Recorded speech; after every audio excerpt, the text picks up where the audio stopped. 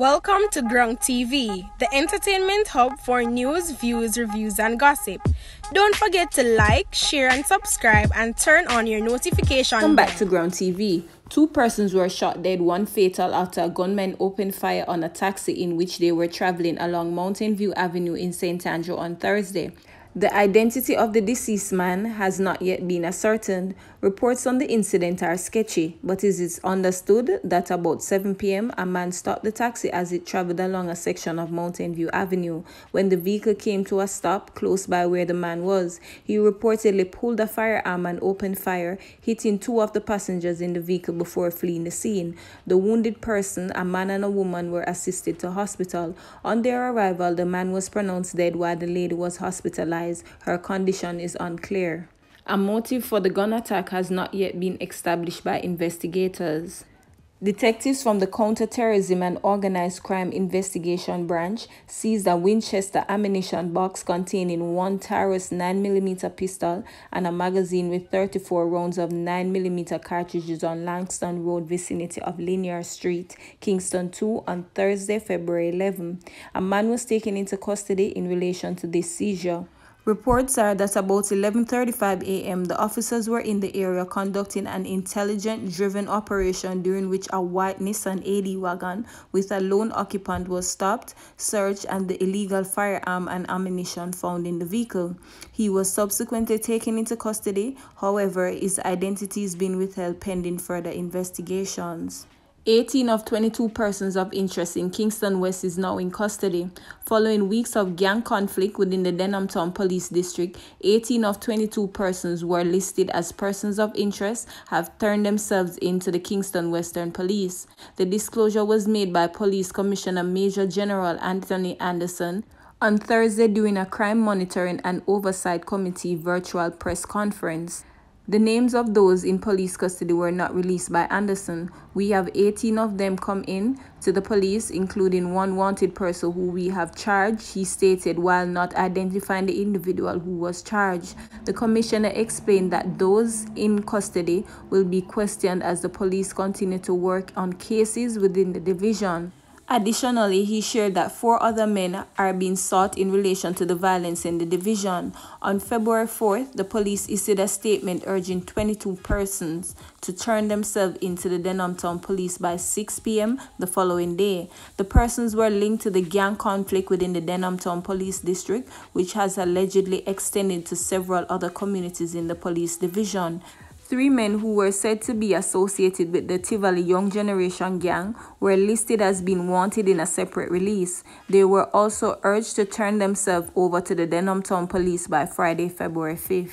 Jesus killed in Dunkirk. As Tara Clark stared at the spot where her baby father, Carl Jesus Montague, was shot and killed in their McIntyre Villa Kingston 16 community, she couldn't hold back the tears. Clark, 39, told her news source that she is still in a daze after losing her daughter's best friend and the most loving person she knew. He was such a nice person, someone you can depend on. If I'm in any difficulties and I call him, don't matter where he is, he'ma leave and come make sure everything alright, she said. He was so good with his daughter too. He makes sure she good. Right through the day him bring her food. When I tell you he cherished our daughter because she's an only child. Reports are that about 10 p.m. on Wednesday, Montague was fatally shot in a confrontation with the police. A 9mm pistol was seized during the incident. I don't know why them kill him because him and nobody don't have anything at all. And him not involved in anything wrong, Clark said.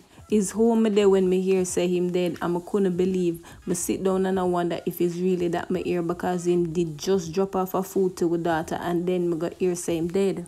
Him used to hustle, Clark said that she is now left to fend for their 11-year-old daughter who still hasn't come to terms about her father's passing. Right now, she expect him to bring her food to her, Clark said. I honestly don't know how Mega managed because me's a single mother now and it's him used to hustle and him help around the place to make sure she is in no need.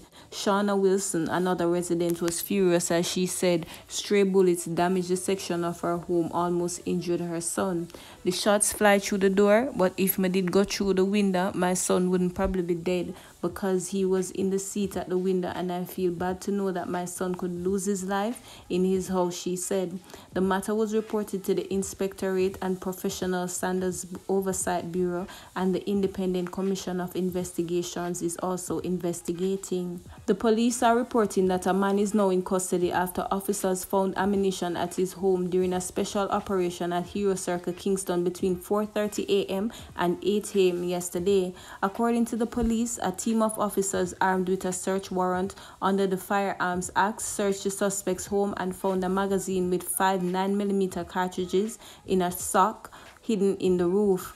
The suspect was arrested for illegal possession of ammunition, the police have reported. His identity is withheld pending further investigations. The Jamaica Customs agent is reporting that more than 15,000 pounds of compressed ganja was yesterday seized in a transshipment container at the ports of Kingston.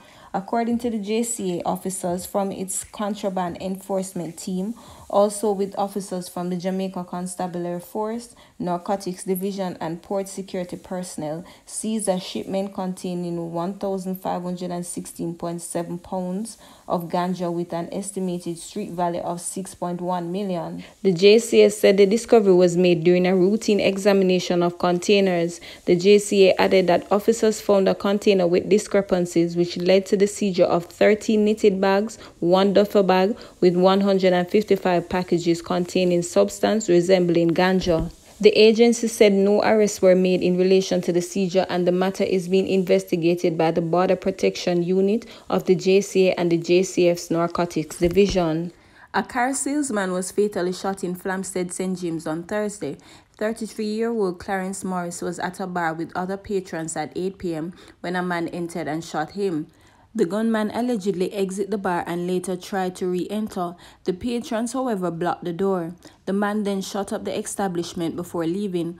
The police found 9 spent shells at the scene. Mr. Morris is from the Granville community in St. James. The police today seized 1.380 pistol, 16 12-gauge cartridges, 1 9mm round and a magazine following an operation on Navarre Lane, Seafort in St. Thomas. The police said that about 6:40 a.m. a team of officers were on special operations in the area when the firearm and ammunition were found in bushes. No one was arrested in connection with the seizure. 3 Nicaraguan fishermen are now in police custody after they arrived on a beach in Westmoreland to pick up ganja and were detained by Health and Wellness Minister Dr. Christopher Tufton and 2 of his friends after midnight. A source in the community who witnessed the incident but who asked not to be identified said Dr. Tufton and his friends were having a drink at a private residence on a beach when the fishermen came ashore. They said they were from Nicaragua and they lost their way and were here to pick up ganja. There was a 4th one, but he seemed to have gone back to the boat and left when he realized that his friends were being detained, the source told us, adding that it appeared the fishermen were small couriers. However, they held the fishermen until the police arrived.